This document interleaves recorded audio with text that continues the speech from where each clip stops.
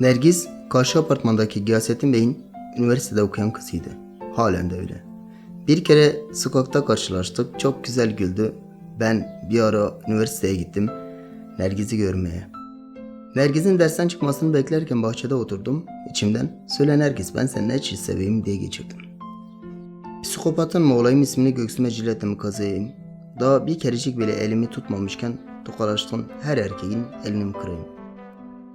Okul çıkışında kapıda dikileyim, sana musallat olayım. Kolundan çekip gel takılalım sana diyeyim. Araya giren arkadaşların suratına kafayı gömeyim. Git başımdan be, bela mısın dedikçe ben daha çok belan olayım. Evinin önünde gece yarılarına kadar tünekleyim. Sense pencereden gizli gizli bakıp hem ürküntü hem de hınzırca bir mutluluk duy. Polisi tak peşime, karakollara çeksinler benim. Yediğim her dayakta ismini haykırayım. Haykırdıkça daha da bağlanayım. Ya benimsin ya toprağımsın Nergiz, hayatı sana zindan edeyim. Yaşama sevincini bitireyim. Ne olur bırak peşimi, seni sevemem, senden sadece korkuyorum, hayatımı mahvettin görmüyor musun? Diye ağladığında anlayayım acı gerçeği. Aşkımı jiletle bileklerime kazıyayım. Bir mektup bırakayım arkamda, okuyunca gözyaşlarına boğul. Seni yine çok sevdiğimi o zaman anla. Elinde bir demet kır çiçeğiyle mezarıma gel. Mezar taşıma bana mı geldin Nergis yazılı olsun.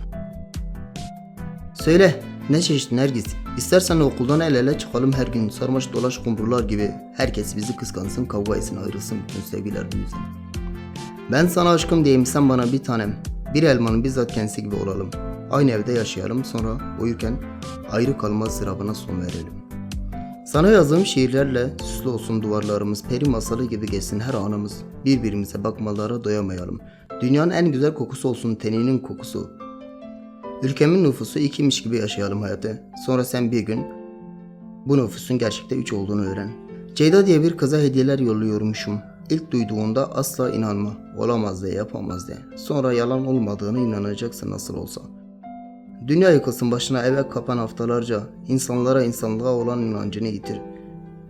Yüzümü görmeye tahammül etme. Ben köprüden boğazın soğuk sularına doğru hızla düşerken sen geride bıraktığın mektubu oku. Okudukça gözyaşlarına boğul. Ceydan kardeşim olduğunu öğren. Seni ne çok sevdim o zaman anla. Elinde bir demet kır çiçeği mezarıma gel. Mezar taşıma sen mi geldin Nergis yazılı olsun. He Nergis, ne çeşit seveyim istiyorsun?